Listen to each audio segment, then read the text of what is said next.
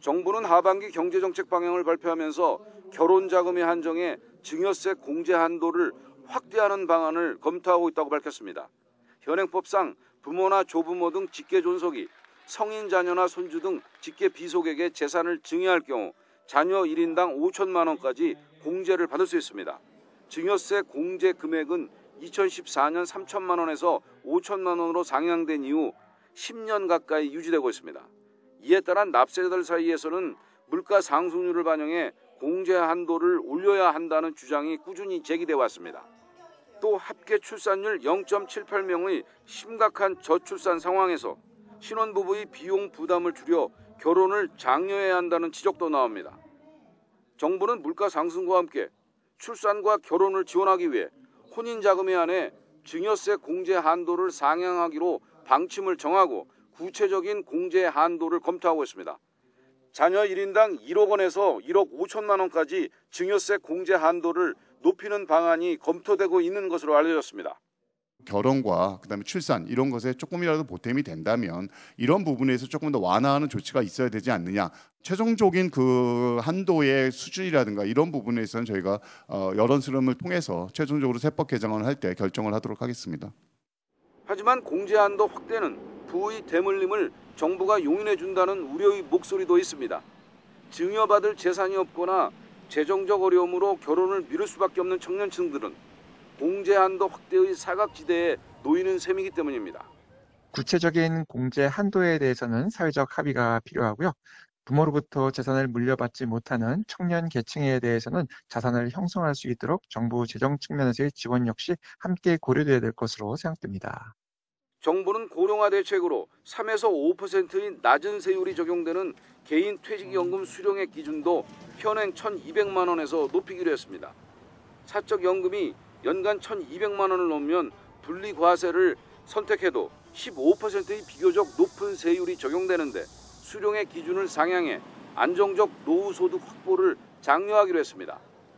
구체적인 상향 한도는 이번 달 말 세법 개정안에 담길 예정입니다. YTN 오인성입니다. 정부가 결혼자금에 한해 증여세 공제 한도를 확대하는 방안을 추진하고 있습니다. 결혼 비용 부담을 줄여서 저출생 문제 해결에 도움이 될 것으로 기대하는 건데 결혼을 앞두거나 고민하는 청년들의 생각은 어떤지 황보혜경 기자가 들어봤습니다. 현재는 10년 동안 자녀 1명당 5천만 원까지는 부모가 물려줄 때 세금이 부과되지 않습니다. 정부는 여기서 더 나아가 결혼자금에 한해 증여세 공제 한도를 1억 5천만 원으로 높이는 방안을 검토하고 있습니다. 신혼부부의 부담을 덜면 결혼이 늘고 자연스럽게 출산도 증가할 거란 계산에서입니다. 20, 30대 청년들에게 정부 방안에 대한 생각을 직접 물어봤습니다. 환영하는 쪽에서는 주택 마련 등에 드는 목돈 조달이 조금이나마 쉬워질 거라고 기대합니다. 그 5천만 원 한도 때문에 조금 걱정이 많으셨었거든요. 신혼부부나 결혼을 고민하고 있는 분들에게 고려할 수 있는 긍정적인 요소가 될 것 같아요.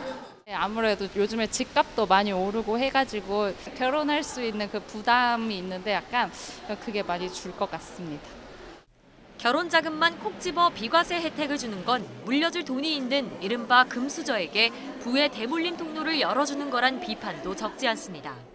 한도를 더 올린다고 해도 저 같은 경우에는 포함이 안 되는 사람이다 보니까 소득이 많으신 분들을 위주로 하는 혜택이 아닌가. 무엇보다 과연 저출생 문제를 해결할 근본적인 대책이 될 수 있겠느냐며 의문을 제기하는 목소리도 큽니다. 세금 몇 % 떼어준다고 해서 뭐 더 임신을 하고 싶다던가 애를 키우고 싶다던가 그런 건 절대 아닌 것 같아요. 여성 1명이 평생 낳을 것으로 예상되는 출생아 수인 합계 출산율은 지난해 0.78명으로 역대 최저 수준으로 떨어졌습니다. 올해 1분기 합계 출산율도 0.81명으로 1분기 기준으로 가장 낮았습니다. 정부는 이번 달 안에 구체적인 공제 한도를 결정할 계획입니다. 그러나 정말로 비용이 부담돼 결혼과 출산을 포기하는 청년들은 부모의 도움을 받지 못하는 계층인 만큼 이들을 위한 지원책이 더 절실하다는 지적에 힘이 실립니다. YTN 황보혜경입니다.